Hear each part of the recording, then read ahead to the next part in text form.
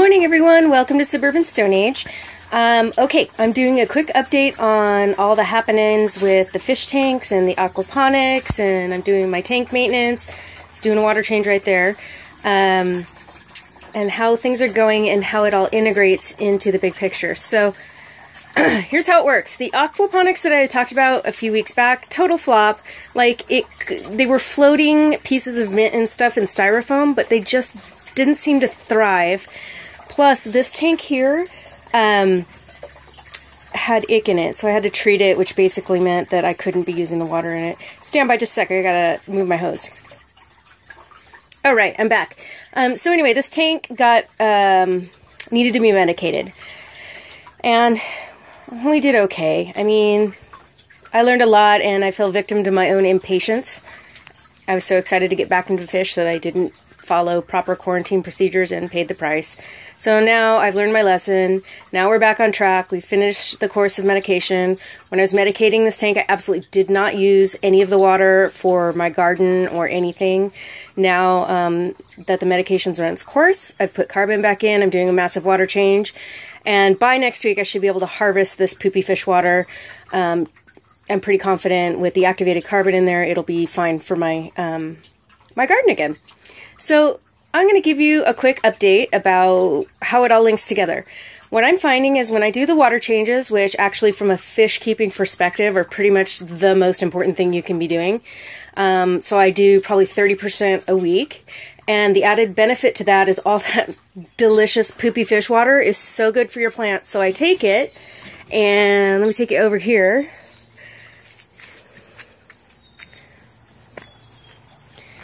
And I've set up my vegetable garden, so I water my vegetables with that nutritious fish water.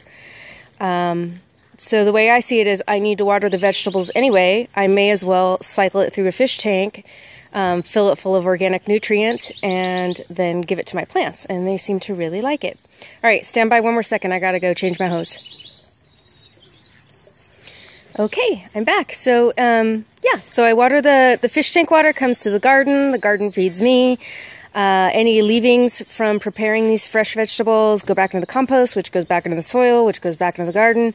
So that's a nice closed loop, and everybody seems to be enjoying it. And by the way, I'm so excited to have this garden. I didn't even get one in 2015 because I was really trying to conserve water for the drought.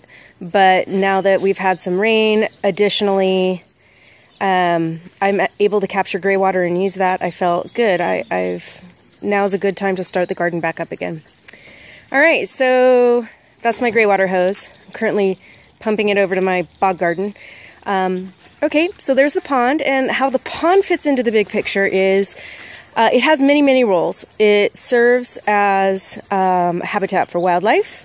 It serves as, believe it or not, emergency water reserve. So I'm not even joking. If there was some kind of a major earthquake, there's probably a couple 100 gallons in there. And who wants to drink disgusting pond water? Well, the truth is that we have a lot of camping equipment, and we have solar power distillation capabilities. So I figure that we can distill the water with solar power, and then also use our camp filters to remove any biological contamination. Hopefully it'll never come to that for reals, but you know what, better to have gross water than no water at all if there was some major emergency. Okay, so anyway, that's a role there. Ponds probably need water changes. Not probably, they will need water changes just like a fish tank will. So that pond water, when I do a water change, will irrigate basically, and it too will be filled with delicious poopy fish poop. We'll feed the trees, we'll feed the vegetables. And I also have this obsession with the idea that it takes water to make water. Oops, stand by, I gotta get my hose again, hold on. So back to the thought that it takes water to make water. I don't know where I got this idea, but the drought was really difficult in 2015, and we slashed and slashed and slashed. As you can see, we no longer have a traditional green lawn. That may change soon. As far as I really miss it, and having a brown backyard is not making me happy, but that's a project for a different time. So I figured if I invite water to the yard, it will help to cool it down again. It will help to encourage wildlife. It could help jumpstart a new cycle to where the yard is able to retain what water it gets better. Also, I'm not just using straight up potable water from the tap anymore to water my plants. My first priority is Greywater if I can, and then the second priority is if I do have to use additional water, other than rainwater and Greywater, that water is going to be processed through a biological system first to pick up nutrients and also to add additional diversity to the system.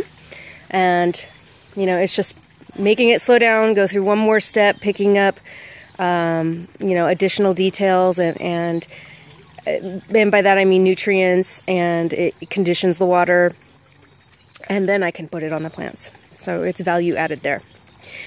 All right, I know this has been a long video. Thanks for hanging in there with me. More to come. Spring's a busy time, so thanks for watching, and I'll keep you updated. All right, have a great morning.